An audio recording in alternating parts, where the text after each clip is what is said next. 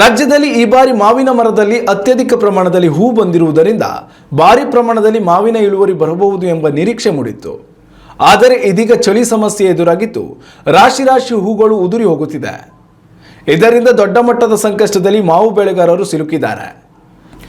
ರಾಜ್ಯದಲ್ಲಿ ಅತಿ ಹೆಚ್ಚು ಮಾವು ಬೆಳೆಯುವ ಜಿಲ್ಲೆಗಳಾದ ರಾಮನಗರ, ಬೆಂಗಳೂರು ಗ್ರಾಮಾಂತರ, ಕೋಲಾರ, ತುಮಕೂರು, ಚಿಕ್ಕಬಳ್ಳಾಪುರ, ಬೆಂಗಳೂರು ನಗರದಲ್ಲಿ ಈ ಸಂಕಷ್ಟ ಹೆಚ್ಚಾಗಿ ಎದುರಾಗಿದೆ. ಶೀತಗಾಳಿಯಿಂದಾಗಿ ಮಾವಿನ ಹೂವು ಉದುರುತ್ತಿದ್ದು ಫಸಲಿನ ಮೇಲೆ ಪರಿಣಾಮ ಉಂಟಾಗುವ ಅಪಾಯ ಹೆಚ್ಚಾಗಿದೆ. ಹೂವು ಮಿಡಿಗಟ್ಟಲು ಹದವಾದ ವಾತಾವರಣ ಬೇಕು.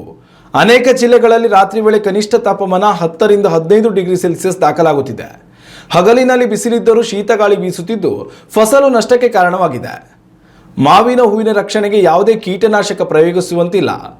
ಇದರಿಂದ ಪರಾಗಸ್ಪರ್ಶ ಮಾಡಲು ಸಹಕರಿಸುವ ಜೇನು ಸೇರಿದಂತೆ ಇತರೆ ಉಪಯುಕ್ತ ಕೀಟಗಳಿಗೆ ತೊಂದರೆ ಉಂಟಾಗುತ್ತಿದೆ.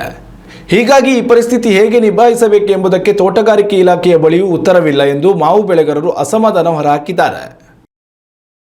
ಉತ್ತಮ ಸಂಸ್ಕಾರಯುತ ಶಿಕ್ಷಣದೊಂದಿಗೆ VSS English medium CBSE school Udupi Muddur. ನರ್ಸರಿಯಿಂದ 10ನೇ ತರಗತಿವರೆಗೆ ಶಿಕ್ಷಣದ ಜೊತೆಗೆ 5 ರಿಂದ 10ನೇ ತರಗತಿವರೆಗಿನ ವಿದ್ಯಾರ್ಥಿನಿಯರಿಗೆ ಉತ್ತಮ ಹಾಸ್ಟೆಲ್ ಸೌಲಭ್ಯವೂ ಇದೆ. ನಿಮ್ಮ ಮಕ್ಕಳ ಪ್ರವೇಶಾತಿಗಾಗಿ ಈ ಸಂಖ್ಯೆಗೆ ಕರೆ ಮಾಡಿ.